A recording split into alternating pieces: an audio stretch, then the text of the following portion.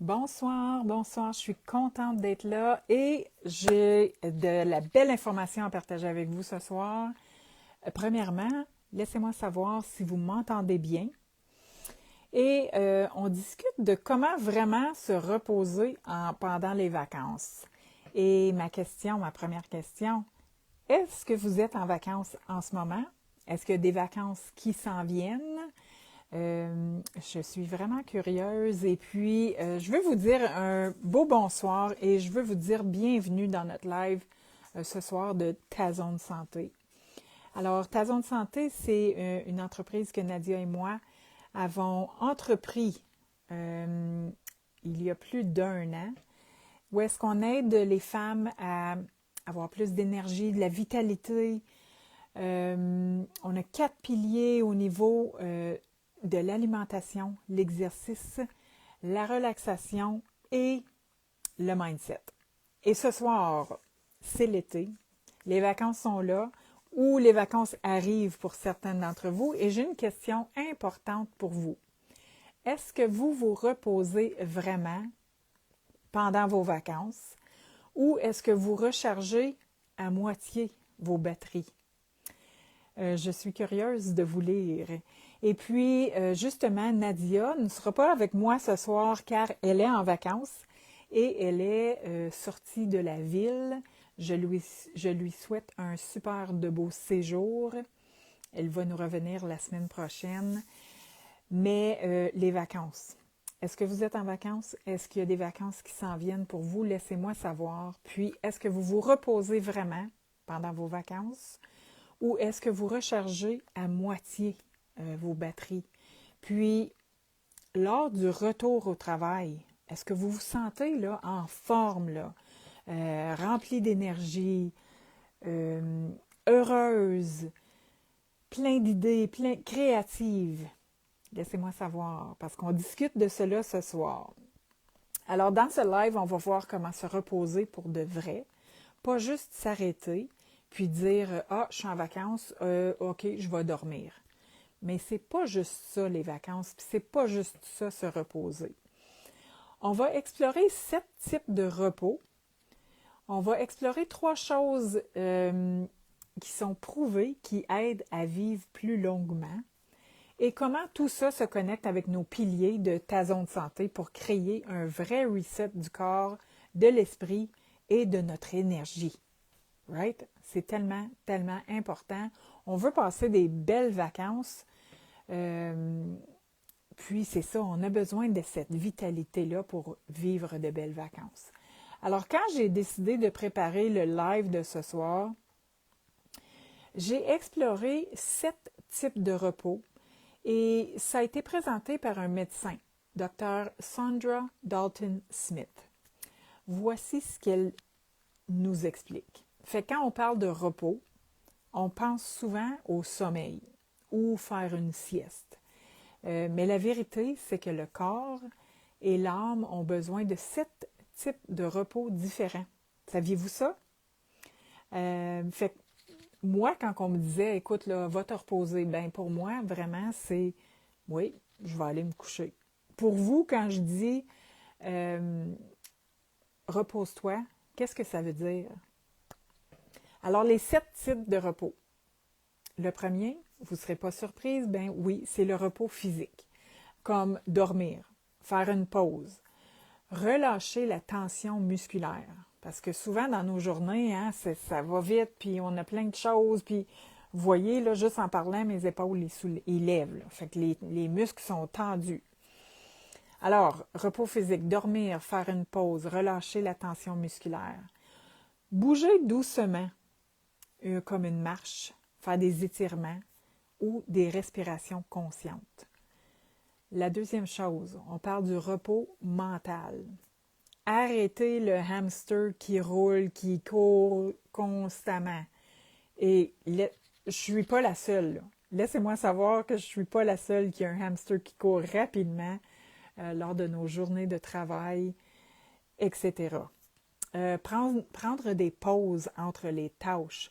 Alors, un repos mental, là, c'est ce que j'aime dans les moments de vacances, c'est que la routine est là, mais je le fais sur mon propre temps. Puis oui, je peux prendre des pauses entre mes tâches. Il n'y a pas un gros stress de dire, OK, il faut que ça soit fait par telle heure.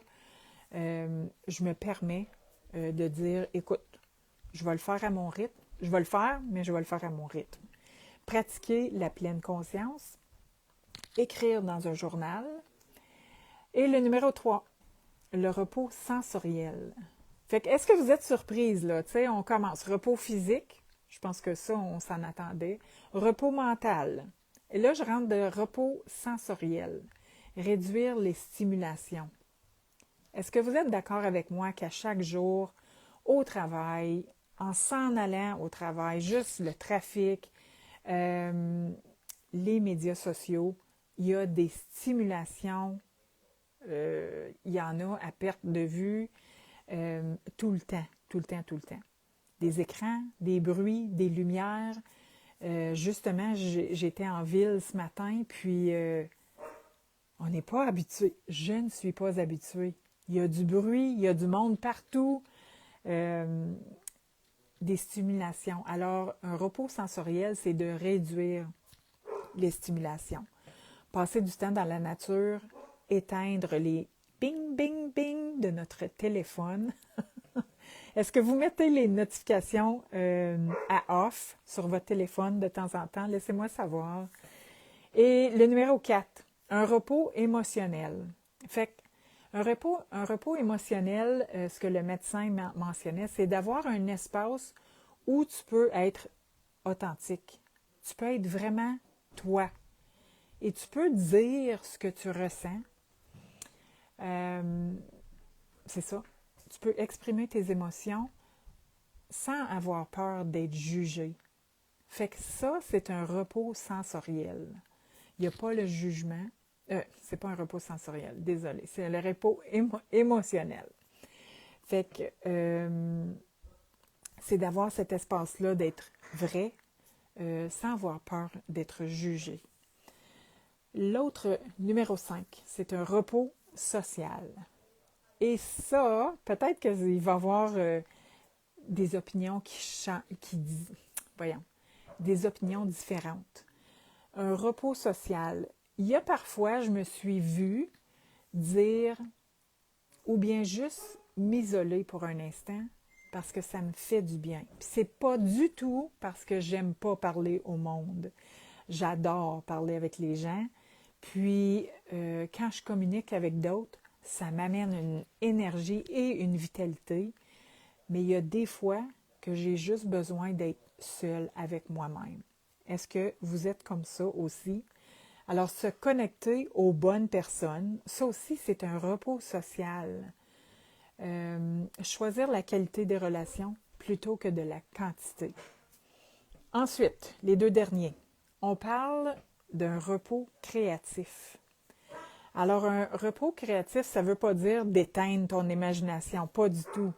Ça veut dire que souvent, à cause qu'on a des choses sur notre liste de choses à faire, on suit la routine, on a des exigences, l'imagination ou la créativité est moins utilisée. Et puis, un repos créatif, c'est justement le contraire, de nourrir ton imagination, admirer la beauté, lire, écouter de la musique, simplement te laisser rêver. Qu'est-ce que vous en pensez? Le dernier, et non le moindre, un repos spirituel. Se reconnecter à quelque chose de plus grand.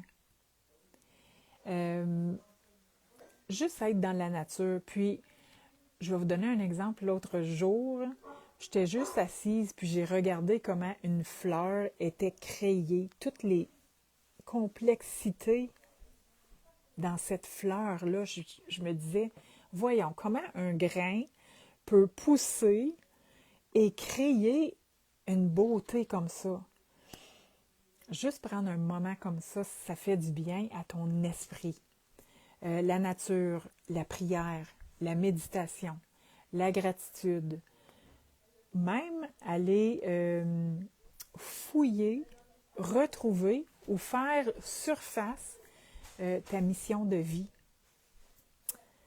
Est-ce que ça vous parle, ces choses-là? Alors ça, c'était les 7 repos. Un repos physique, repos mental, repos sensoriel, repos émotionnel, repos social, repos créatif, repos spirituel. Alors, j'ai une question pour vous. Lequel de ces 7 types de repos-là vous pensez manquer en ce moment? Laissez-moi savoir, écrivez-les dans le commentaire. Et vous savez que dans ta zone santé, les choses écrites, les choses dites, c'est privé. Et puis, on croit vraiment qu'il n'y a... on ne veut pas qu'il y ait de jugement ici. On veut que ça soit un espace où est-ce qu'on se sent confortable de partager vraiment ce qu'on ressent, ce qu'on vit. Alors, laissez-moi savoir, dans les 7 types de repos que je viens de mentionner, lequel vous manquez le plus en ce moment. Je continue avec les 3 clés de la longévité. Et ceci, j'ai trouvé, alors encore dans un podcast avec Mel Robbins, et celle-ci a toujours un invité qui est là, soit un médecin, un thérapeute, etc. Là, toujours un expert dans un domaine. Et dans sa dernière année, elle a revisité 53 invités, 53 de ses podcasts, et de ces 53 personnes-là, de ces 53 experts-là, elle a ressorti les 3 choses qu'eux autres, ça revenait là. Dans ces 53 invités-là, ces 3 choses-là revenaient pour nous offrir de la longévité. Je me disais, coudonc, c'est pas juste rien, là. Nous offrir plus d'années de vie, ces petites choses simples, là, vous allez voir, sont simples et on est capable de les faire. Puis, avant que je rentre là-dedans, je veux vous dire que on commence de où est-ce qu'on est. Parce qu'on est tous à un différent endroit dans notre vie. Puis, si je mentionne quelque chose, puis tu dis, voyons donc, voir si je vais faire ça, tu sais. Mais c'est correct si tu n'es pas rendu là. Commence où tu es aujourd'hui. Puis nous, comme je vais mentionner tantôt, les micro-changements dans ta zone de santé, c'est quelque chose qu'on promouvoit, si je peux dire, parce que chaque petit pas s'empile un sur les autres. Et chaque petit pas, vraiment, il compte. Et l'autre jour, j'ai mis une publicité juste sur mon mur sur Facebook, mais je disais, parfois, on se dit, voyons, je ne viendrai jamais à bout. Mais en continuant, tu vois qu'à un moment donné, tu pars d'un différent endroit. Puis en continuant, tu vois que, regarde donc, j'ai peut-être pas été constante, mais vu que j'ai continué, j'ai une capacité que je n'avais pas auparavant. Mais là, je déraille. Les 3 choses, toutes simples, qui pourraient rallonger la vie. Comme je vous dis, ça a été pris de médecins, d'experts. Alors, le numéro 1, vous n'allez pas être surprise. Puis, comme elle disait, elle était comme, voyons donc, voir si c'est le premier. Puis, elle dit, j'haïs ça, faire ça. C'est de bouger, faire de l'exercice. Ça peut être juste marcher, ça peut être danser, ça peut être faire du jardinage. Ça n'a pas besoin d'être un entraînement intense, mais le mouvement, c'est la vie. Elle disait que les humains sont majoritairement assis toute la journée. 10,4 heures qu'elle disait par jour, on est assis. Alors, bouger, se lever plus souvent, prendre le chemin le plus long, prendre les marches pour monter. Puis comme je disais tantôt, on commence où on est, mais tous les pas comptent. Et l'autre chose qu'elle rajoutait avec bouger tous les jours, c'est d'être capable de faire 11 push-up sur les orteils et sur les mains. Ceci dit, si tu n'as jamais fait de push-up ou tu n'es pas capable, commence sur le mur. Ensuite, fais-le par terre, mais sur les genoux. Mais elle disait, si on peut se rendre à 11 push-ups, puis là, il faudrait que je revisite là, pour voir vraiment le pourquoi. Mais 11 push-ups, c'est un bon objectif, si je peux dire. Marcher, faire des étirements. Alors, nous, dans notre programme Ma santé en action, on a un gym virtuel. On offre 3 fois par semaine, le matin, un gym virtuel qu'on appelle. Alors, on se branche sur Zoom et on est 5-6 femmes, mais on fait des étirements, on utilise des élastiques, on utilise des poids et on fait, c'est ça, de l'exercice, on fait bouger différents muscles de notre corps. Puis, je donne l'exemple aussi des squats. Alors, vous savez, c'est quoi un squat? C'est juste quand on est debout, puis c'est comme si on s'assoit sur une chaise imaginaire, puis on se relève. Mais n'est-ce pas logique de pratiquer des squats? Parce qu'on veut être capable... bon, je ne me lèverai pas parce que j'ai déjà mis mon pyjama.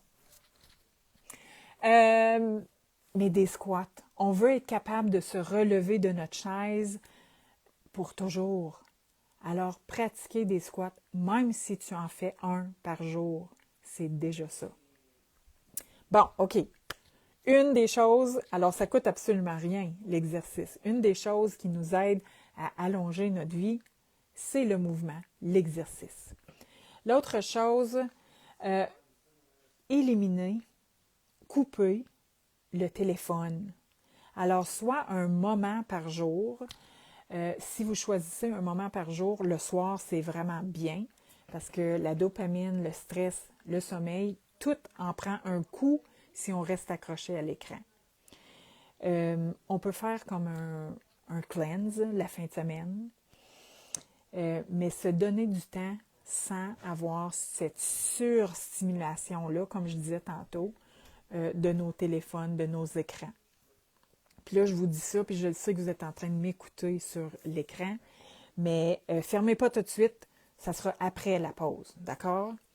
Et la dernière chose, c'était d'entretenir les relations. On en a parlé avec Dr. Sandra aussi.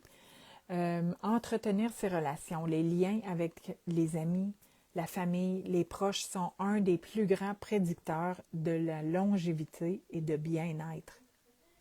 Fait que c'est quand même gros de dire que ces 3 choses-là, ça ne coûte pas rien, mais sont essentielles à notre longévité de vie. Bon. Pourquoi je voulais entrer ça dans mes vacances? On parle de nos vacances, je le sais, mais je trouve que c'est important on peut ajouter ça pendant nos vacances. Puis c'est peut-être le moment de dire, OK, ces 3 choses-là, c'est simple. Je peux commencer peut-être à les pratiquer durant mes vacances. Alors, comme je disais, on parle souvent de micro-changements qui transforment l'énergie au quotidien. Fait que commencez petit. Puis j'aimerais ça vous lire si vous allez pratiquer quelques-uns de ces trucs-là. Je récapitule, puis ensuite, je vous laisse à votre soirée. Nos piliers dans ta zone de santé, ils peuvent nous guider pour créer un été vraiment ressourçant. Alors, au niveau du corps, bouge doucement chaque jour. Respecte tes cycles. Alors, ton cycle de sommeil, le cycle de la digestion, tes hormones. On a tous des cycles. Respecte tes cycles. Au niveau de l'esprit, offre-toi vraiment un mental break. Et laisse-toi respirer, justement. Énergie, ralentis pour mieux revenir. Alors, moins d'input, ça donne plus d'espace pour ton énergie, ta vraie personne.